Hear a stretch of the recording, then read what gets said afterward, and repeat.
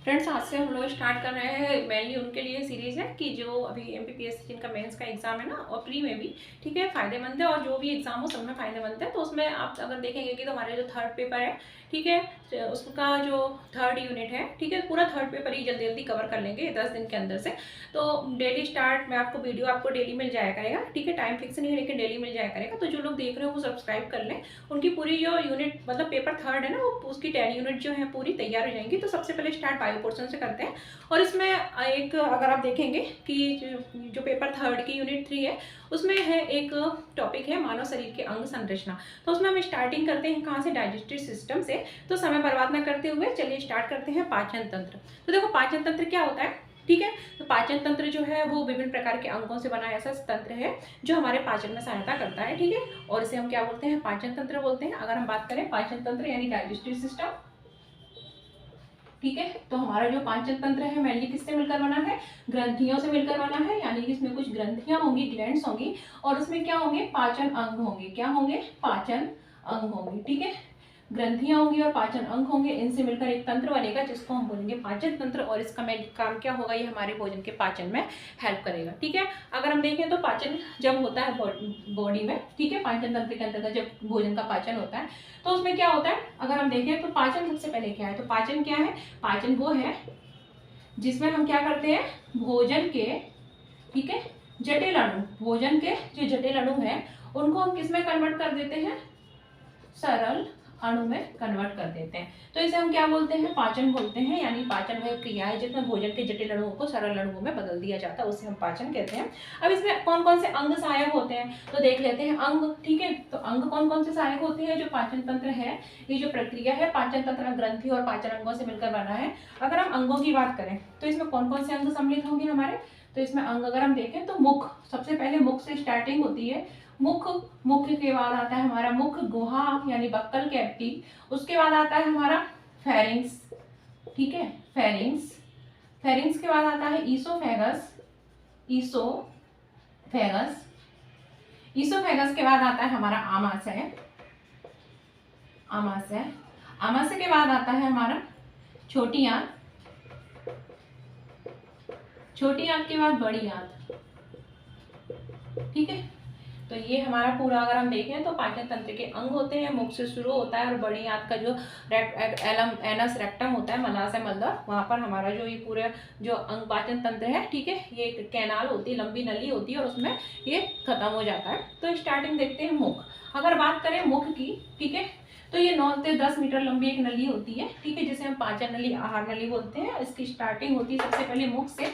तो मुख देख लेते हैं, मुख में क्या क्या होता है, ठीक है। तो अगर हम बात करें मुख की, तो मुख जो है, ठीक है, मुख जो है उसमें क्या क्या होते हैं, मुख जो है उसमें हमारे, आप देखो अपने मुंह में, आपके मुंह में क्या है, आपके मुंह में दांत होंगे, जीभ होगी, और एक लिक्विड पानी ऐसा होगा जिसको हम बोलते हैं सलाइवा यानी कि लार, ठीक है। तो मुख में क्या होता है, लार होती है, दांत होते हैं, और क्या होती है, जीभ होती है, ठीक है।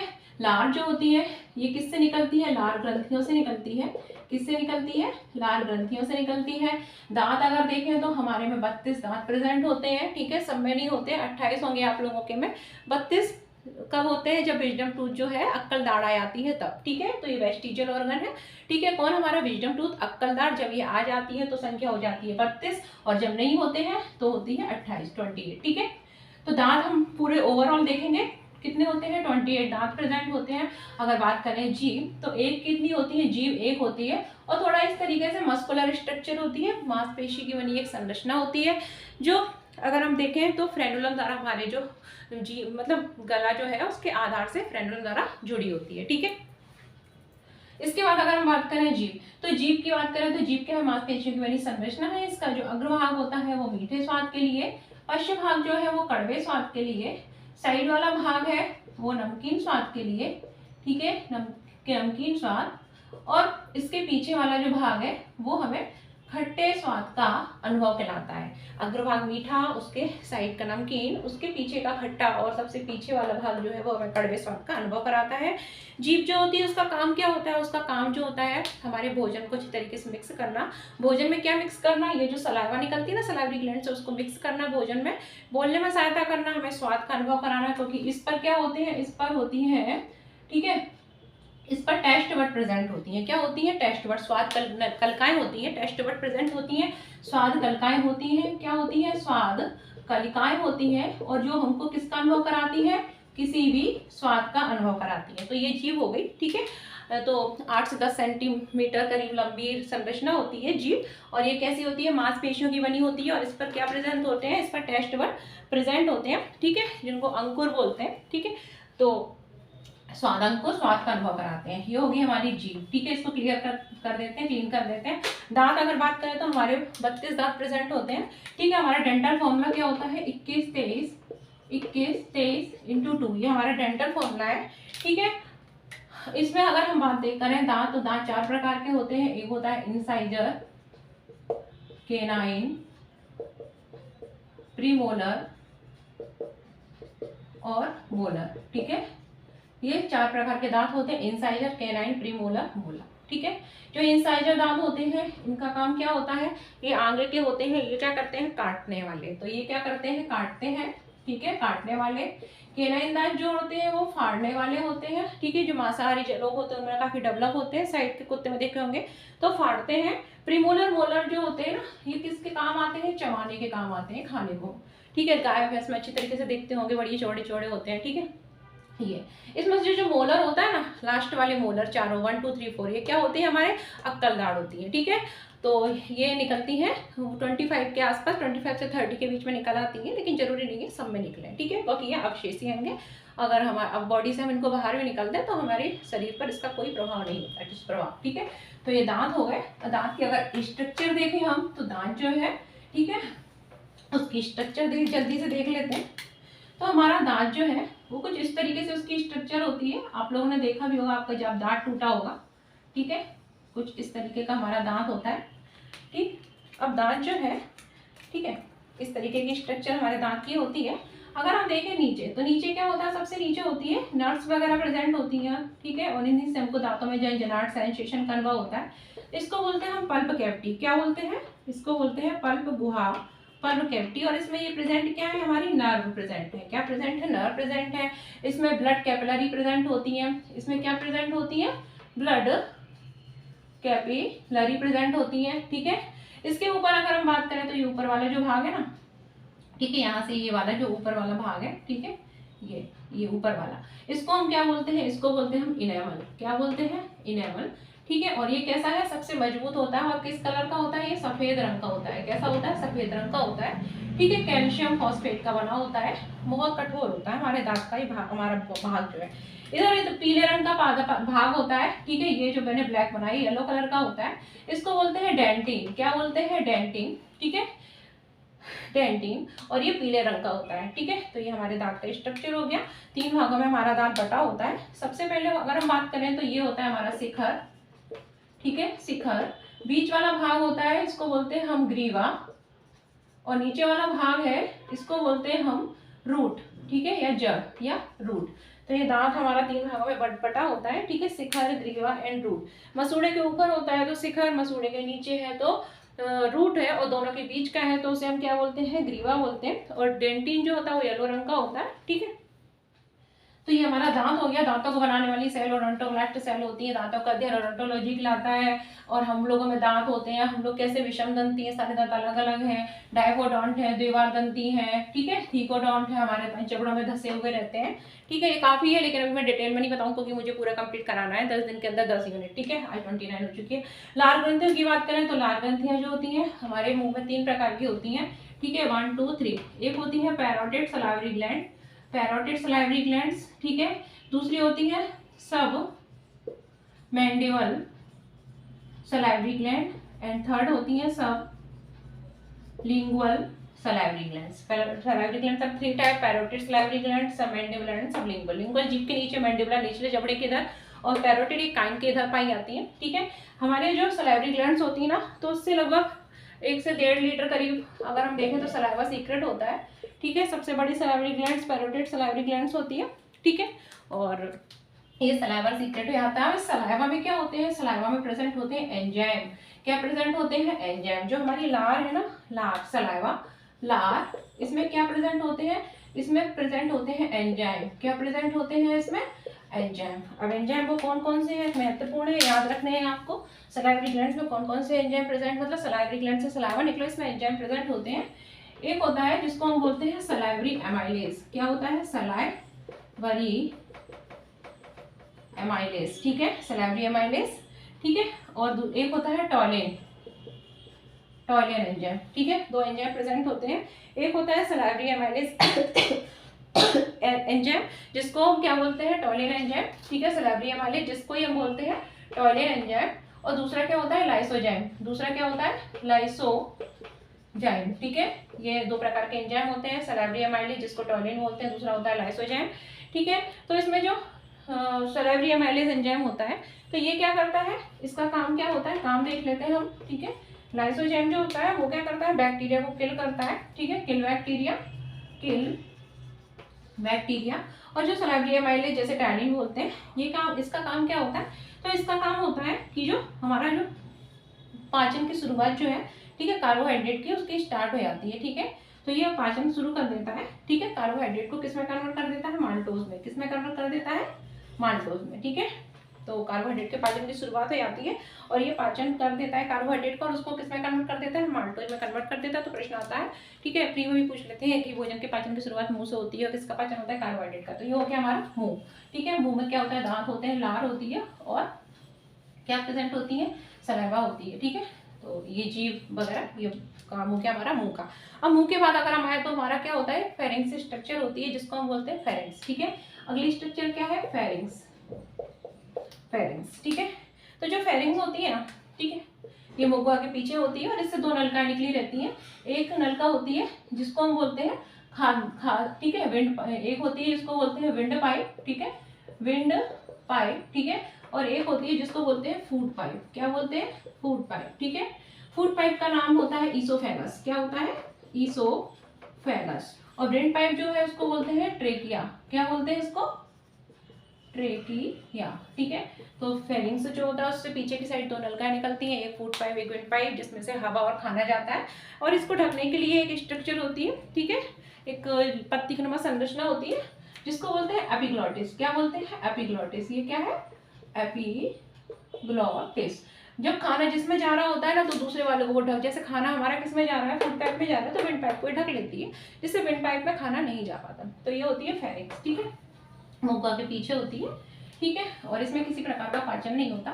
इसके बाद फेरिंग्स के बाद स्टार्टिंग होती है क्या? Food pipe. फूड पाइप जिसको हम बोलते हैं ईसोफेगस। और ईसोफेगस में भी किसी प्रकार का पाचन नहीं होता। इसमें ओनली क्या होते हैं, इसमें अगर देखें तो इसमें कुछ गतियां होती हैं, ठीक है। और इन गतियों के कारण खाना नीचे सरकता है और इसमें क्या होता है? म्यूकस वगैरह खाने में मिल जाता है, ठीक है। तो वो लस टाइप का हो जाता है और इसमें किसी प्रकार का पाचन नहीं होता। बस आपको याद रखना है कि जो ईसोफेगस है ना, फूड पाइप, उसमें किसी प्रकार का पाचन नहीं होता। इसमें क्रमानुकुंचन गतियां होती हैं, मतलब इस तरीके से आगे पीछे मसल्स से उड़ती हैं और खाना आगे बढ़ता है, म्यूकस मिल जाता है। फेरिंग्स के बाद क्या होता है? ईसोफेगस में खाना आ गया और ईसोफेगस के बाद, ठीक है, देखो कैसे, देखो पाचन में क्या हुआ? सबसे पहले मुख, मुख से कहाँ गया? ये मुख से मुख गुहा, कहाँ गया? मुख गुहा। मुख गुहा के बाद अगर हम देखें तो क्या था? फेरिंग्स, ठीक है। और फेरिंग्स के बाद क्या था? ईसोफेगस। ईसोफेगस में क्रमानुकुंचन गतियां हुई, उसके बाद खाना कहाँ पर आ गया? आमाशय में आ गया और आमाशय में पाचन होता है। पाचन मुख गुहा में भी हुआ था, किसका? कार्बोहाइड्रेट का। और आमाशय में भी होता है, ठीक है। आमाशय में क्या होता है? एंजाइम होते हैं। एक होता है HCl, ठीक है, एक HCl निकलता है आमाशय से। एक एंजाइम होता है जिसको हम बोलते हैं पेप्सिन एंजाइम, ठीक है, रेनिन एंजाइम। ये कुछ एंजाइम निकलते हैं और क्या निकलता है? म्यूकस निकलता है। क्या निकलता है? म्यूकस निकलता है। म्यूकस जो होता है उसका काम HCl से हमारे जो स्टमक है उसकी वॉल की प्रोटेक्शन, सुरक्षा प्रदान करता है, ठीक है। रेनिन जो होता है बच्चों में मिल्क प्रोटीन मतलब पाचन करता है, उसको कैसिन को पैराकेसिनेट में बदल देता है। इन बड़ों में क्या होता है? पेप्सिन जो होता है वो प्रोटीन को पेप्टोन में बदल देता है। और HCl का काम क्या होता है? पेप्सिन को एक्टिव करना, ठीक है। हमारे जो स्टमक होता है उसमें 3 प्रकार की सेल प्रेजेंट होती है, ठीक है। इन 3 प्रकार की सेलों से जो पेप्सिन है, HCl है और जो म्यूकस है वो सीक्रेट होता है। अगर हम बात करें HCl की, ठीक है, और पेप्सिन की, एंड थर्ड है म्यूकस, ठीक है। तो म्यूकस सीक्रेट करने वाली जो सेल होती है, पेप्सिन और HCl सीक्रेट करने वाली जो सेल होती है, इनके नाम पूछ लिए जाते हैं। तो याद रखना, HCl जो होता है इसको सीक्रेट करने वाली जो सेल होती है उसको बोलते हैं ऑक्जेंटिक सेल। कौन सी सेल होती है? उसको बोलते हैं ऑक्जेंटिक सेल। दूसरा कलर ले लेते हैं। HCl सीक्रेट करने वाली जो सेल होती है उनको बोलते हैं ऑक्जेंटिक सेल। कौन सी सेल होती है? ऑक्जेंटिक सेल होती है, ठीक है। पेप्सिन जो सीक्रेट करती है उनको बोलते हैं पैराइटल सेल। कौन सी? ऑक्जेंटिक सेल, सॉरी, इसको बोलते हैं चीफ सेल। कौन सी होती है? चीफ सेल, ठीक है, chief cell. And mucus secrete करने वाली सेल होती है उनको बोलते हैं म्यूसिन सेल। कौन सी होती है? म्यूसिन सेल, ठीक है। तो हमारे बॉडी में जो स्टमक उसमें सेल प्रेजेंट होती है जो HCl, pepsin and mucus secrete करती है। म्यूकस सीक्रेट करने वाली सेल होती है वो म्यूसिन सेल कहलाती है, ठीक है। म्यूकस सीक्रेट करने वाली सेल जो होंगी वो म्यूकस सीक्रेट करेंगी। फिर उसके बाद होती है चीफ सेल। तो जो चीफ सेल होती है जिनको हम जैमोजन भी बोलते हैं, क्या बोलते हैं? जैमोजन सेल भी बोलते हैं। चीफ सेल को जैमोजन सेल भी बोलते हैं और ये पेप्सिन सीक्रेट करती है। ऑक्जेंटिक सेल को पैराइटल सेल भी बोलते हैं और ये HCl सीक्रेट करती है। HCl का काम क्या होता है? भोजन के माध्यम को अम्लीय बनाना, बैक्टीरिया वगैरह को मारना। पेप्सिन जो होता है प्रोटीन का पाचन करता है, प्रोटीन को डायरेक्ट नहीं पचाता, अमीनो एसिड में प्रोटीन को पेप्टोन में बदल देता है। और ये HCl है ना, ये पेप्सिन को एक्टिव करता है, ठीक है। तो ये हो गया हमारा कहाँ? आमाशय। आमाशय में भोजन पच जाता है। आमाशय में भोजन पचने के बाद फिर ये भोजन आता है कहाँ पर? हमारी छोटी आंत में। कहाँ पर आता है? छोटी आंत में। और छोटी आंत में क्या होता है? दो चीज़ें होती हैं, एक तो लिवर से आता है, ठीक है, लिवर से वाइल जो जूस आता है, एंड पेंक्रियास, जो हमारी पेंक्रियास होती है ना, पेंक्रियाटिक जूस आता है इसमें, ठीक है। लिवर जो होता है उसमें वाइल जूस आता है और ये वाइल जूस कलेक्ट कहाँ होता है? गॉल ब्लैडर में कलेक्ट होता है, ठीक है। उसके बाद छोटी आंत में मिल जाता है। एंड पेंक्रियाटिक जूस जो होता है जिसमें ट्रिप्सिन, अमाइलेज, लाइपेज एंजाइम होते हैं, ठीक है, ये भी छोटी आंत में मिल जाता है। एंड छोटी आंत में इसलिए भोजन का संपूर्ण पाचन हो जाता है, ठीक है। और इसमें क्या होता है, अगर हम देखें तो कौन कौन से एंजाइम होते हैं? इरेप्सिन, माल्टेज, लैक्टेज, सुक्रेज, ठीक है, एंड लाइपेज। तो ये एंजाइम जो अगर हम देखें तो इससे ये सीक्रेट होते हैं, ठीक है। Erepsin, maltase, lactase, sucrase, lipase enzyme secret होते हैं छोटी आंत में और ये भोजन का कंप्लीट पाचन कर देते हैं। जिसमें इरेप्सिन प्रोटीन को पाचन कर देता है, जो पेप्टोन हुआ था ना स्टमक में, प्रोटीन का पाचन हुआ था वो किस में कन्वर्ट हो गया था? पेप्टोन में। तो ये इरेप्सिन जो होता है उस पेप्टोन को अमीनो एसिड में बदल देता है, ठीक है। और माल्टेज एंजाइम होता है। माल्टोज का मुख्य हमें कार्बोहाइड्रेट माल्टेज में कन्वर्ट हुआ था, ठीक है। तो ये माल्टेज को ग्लूकोज में कन्वर्ट कर देता है, ठीक है, माल्टेज एंजाइम। फिर उसके बाद अगर बात करें लैक्टोज, ठीक है, तो लैक्टेज एंजाइम जो होता है, ये जो होता है लैक्टेज एंजाइम जो होता है वो पाचन कर देता है, ठीक है। उसके बाद लैक्टेज को ग्लूकोज एंड गैलेक्टोज में कन्वर्ट कर देता है। उसके बाद सुक्रेज एंजाइम जो होता है वो सुक्रोज को कन्वर्ट कर देता है। सुक्रोज को किस में कन्वर्ट कर देता है? ग्लूकोज एंड फ्रक्टोज में। एंड लाइपेज एंजाइम जो होता है वो लिपिड को कन्वर्ट करता है और लिपिड को किस में कन्वर्ट कर देता है? ग्लिसरॉल एंड फैटी एसिड में। तो इस प्रकार भोजन का पाचन हो जाता है। प्रोटीन का भी हो गया, लिपिड का भी हो गया, ठीक है। एंड जो ये सब क्या है? हमारी जो थी शुगर वगैरह थी इनका भी हो गया, ठीक है, पॉलीसैकेराइड्स वगैरह थे। तो फैट, लिपिड एंड प्रोटीन सबका पाचन हो जाता है और इस प्रकार छोटी आंत में कंप्लीट डाइजेशन हो जाता है। उसके बाद भोजन कहाँ आता है? बड़ी आंत में आता है। कहाँ पर आएगा? बड़ी आंत में आएगा। और बड़ी आंत में भोजन का पाचन नहीं होता, सिर्फ पानी जो होता है और मिनरल्स इनका एब्जॉर्प्शन होता है। क्या होता है? अवशोषण हो जाता है, ठीक है। और उसके बाद अगर हम बात करें छोटी आंत, तो 3 पार्ट में बटी होती है, ड्यूडेनम, जेजुनम और इलियम, ठीक है। तो ड्यूडेनम सी लाइक स्ट्रक्चर होती है और यहीं पर आकर हमारा जो वाइल जूस होता है एंड जो पैंक्रियाटिक जूस होता है वो आके मिलता है, ठीक है। उसके बाद जहाँ छोटी आंत बड़ी आंत मिलती है ना, वहाँ पर क्या होता है? एक उंगली नुमा संरचना होती है जिसको हम बोलते हैं बर्मीफॉर्म अपेंडिक्स। क्या बोलते हैं? बर्मीफॉर्म अपेंडिक्स, ठीक है। ये कहाँ होती है? छोटी आंत और बड़ी आंत के जहाँ जुड़ते हैं वहाँ पर उंगली नुमा संरचना होती है, इसे बर्मीफॉर्म अपेंडिक्स कहते हैं। और ये क्या है? एक अवशेषी अंग है। ये क्या है? अवशेषी अंग है। बड़ी आंत जो होती है, ठीक है, उसको पार्ट होते हैं caecum, colon, rectum. Caecum, colon and rectum. जो सीकम वाला पार्ट होता है वहाँ पर बैक्टीरिया प्रेजेंट होते हैं और वो बैक्टीरिया जो होते हैं वो क्या करते हैं? हमारा जो डाइजेस्ट फूड है, ठीक है, उसको किस में कन्वर्ट कर देते हैं? मल में कन्वर्ट कर देते हैं। उसके बाद जो कोलन है वो 3 पार्ट में बटी होती है, असेंडिंग, डिसेंडिंग, ट्रांसवर्स, ठीक है, प्रोसेस। एंड कभी कभी आपको सिग्मॉइड भी देखने को मिलेगा, तो आप याद रखिए कि कोलन जो होती है वो कितने भाग में बटी होती है? असेंडिंग, डिसेंडिंग, ट्रांसवर्स और सिग्मॉइड प्रोसेस में बटी होती है। इसमें क्या होता है कि जो जल है उनका एब्जॉर्प्शन हो जाता है, पानी का एब्जॉर्प्शन हो जाता है, जो मल था हमारा बना था, ठीक है, सीकम में, तो कोलन में उसका एब्जॉर्प्शन हो जाता है वाटर का।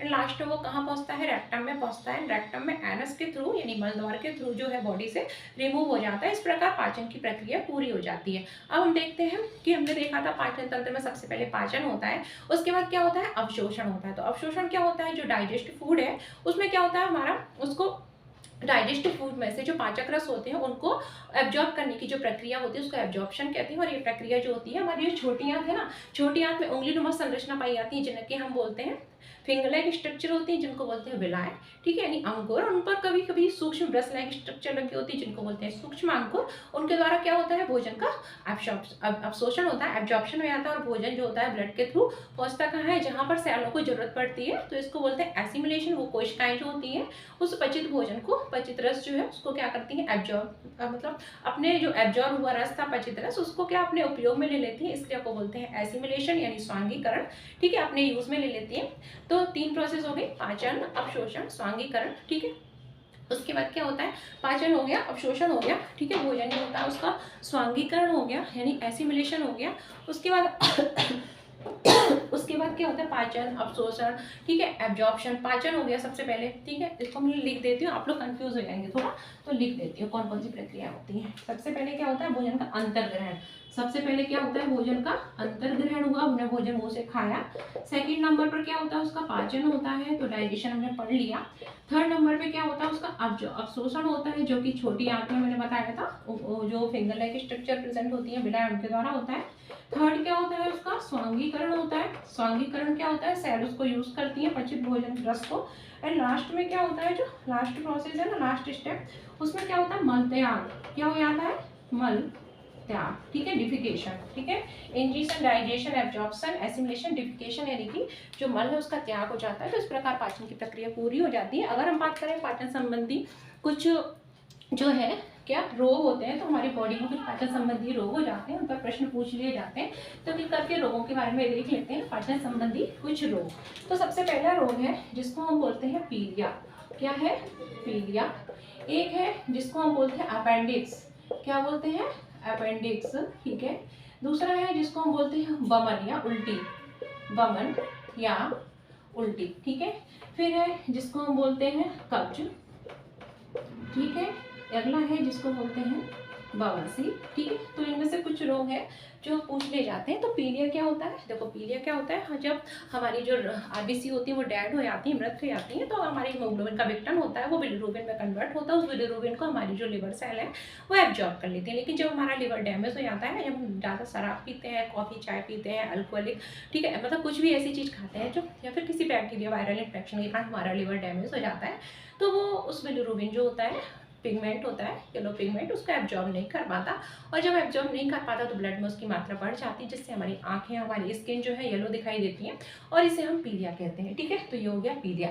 अपेंडिक्स क्या होता है, मैंने बताया था, जिसको हम बोलते हैं अब अपेंडिक्स हमारा जो एक अवशेषीय अंग है, जब कभी क्या होता है कि ये बढ़ जाता है, तो हमारे साइड में थोड़ा पेट के नीचे की साइड में दर्द होता है, और हम डॉक्टर के पास जाते हैं। डॉक्टर कहते हैं कि आपकी जो अपेंडिक्स है वो बढ़ चुकी है, बढ़ रही है, और इसको निकलवाना पड़ेगा, ठीक है। आपको दर्द होता है तो आप इसको निकलवा लेते हैं, आपको कोई फर्क नहीं पड़ता निकलवाने के बाद, क्योंकि ये आपका अवशेषीय अंग है, इसे बोलते हैं अपेंडिक्स, ठीक है। अगला है उल्टी या बमन। इसमें क्या होता है कि हमारे जो स्टमक है, छोटी मतलब आमाशय है, उसमें खाना जो होता है, ठीक है, वो क्या बाहर की ओर निकलता है, ठीक है। और इसको जो नियंत्रित करने वाले जो सेंटर होते हैं, हमारा जो मेडुला ऑब्लोंगेटा ब्रेन में है ना, तो उस पर उसमें उपस्थित जो बमन सेंटर होते हैं उसके द्वारा एक प्रक्रिया नियंत्रित होती है, उसे बोलते हैं उल्टी, बमन। कब्ज क्या होता है कि हमारा पेट जो होता है, ठीक है, उसमें मल खिसकने की जो दर होती है उसकी कमी आ जाती है, उसकी दर में कमी आ जाती है, और जो खाना जो है उसका, ठीक है, बहुत ज़्यादा अवशोषण हो जाता है, वो कड़े रूप में कन्वर्ट हो जाता है, ठीक है, इसे बोलते हैं कब्ज। बवासीर क्या होता है, एक जगह बैठे रहने के कारण हमारी जो मलाशय की जो नसें वगैरह हैं उनमें सूजन आ जाती है और गांठें बढ़ जाती हैं, कभी कभी खून का भी स्त्राव होता है, और इसे बवासीर कहते हैं, ठीक है। इसके अलावा अगर हम देखें तो एक होता है डायरिया, दस्त। तो इसमें क्या होता है, मल खिसकने की दर जो होती है इसमें कमी आती है, और उसमें मल खिसकने की दर में उसमें वृद्धि आ जाती है, ठीक है। और ये वृद्धि का कारण क्या है, वायरस, बैक्टीरिया जो है, बैक्टीरिया का संक्रमण है। तो ये हो गए हमारे कुछ रोग। इसके अलावा कुछ और रोग हैं, जैसे कि आप लोग जिसको हम बोलते हैं पैम यानी प्रोटीन एनर्जी मैलन्यूट्रिशन, पैम डिसीज, ठीक है, पैम डिसीज, प्रोटीन एनर्जी मैलन्यूट्रिशन। ये क्या होते हैं, प्रोटीन और एनर्जी जो होता है उसकी कमी से होते हैं, पोषक तत्वों से कुपोषण बोलते हैं। ये 2 प्रकार के मेनली अगर हम देखें बच्चे में होते हैं, क्वासिओरकर एंड मरासमस। क्वासिओरकर जो होता है डेफिशिएंसी इन प्रोटीन के कारण होता है, और ये 1 साल से ऊपर के बच्चों को होता है। एंड मरासमस जो है वो 1 साल से कम बच्चों को होता है, जिसमें प्रोटीन एंड कार्बोहाइड्रेट जो है उसकी दोनों की डेफिशिएंसी हो जाती है। अगर हम इनका देखें कि इसमें सिम्टम्स क्या होते हैं, तो जो क्वासीओरकर होता है उसमें पिजन चेस्ट हो जाता है, ठीक है, हमारा पेट फूला होता है, मांसपेशियां ढीली हो जाती हैं, बच्चा चिड़चिड़ाहट कमजोर होता है। अगर हम बात करें मरासमस की, तो मरासमस में भी अगर हम देखें deficiency of protein and carbohydrate होता है, एंड इसमें हमारा जो बॉडी है, ठीक है, तो बच्चा कमजोर इसमें भी होगा, ठीक है, उसकी पसलियां दिखने लगती हैं, ठीक है, मसल्स वगैरह उसकी कमजोर हो जाती हैं, ठीक है, और उसका विकास जो है अवरुद्ध होने लगता है, तो इसे हम बोलते हैं कुपोषण, ठीक है। तो हो सकता है आपको समझ में आया हो, और नहीं आया हो तो एक बार वीडियो को फिर से देख लीजिएगा। तो ये हमारा डाइजेशन हो गया है, कल हमारा नेक्स्ट वीडियो आएगा, ठीक है। तो जल्दी जल्दी हम हो सके तो एक दिन में 2-2 लेक्चर, 2-2 टॉपिक कंप्लीट करके पूरी यूनिट 10 कंप्लीट करना है, ठीक है। तो जो लोग देख रहे हो वो लाइक कर दें, शेयर कर दें और सब्सक्राइब कर लो, ठीक है। बाय।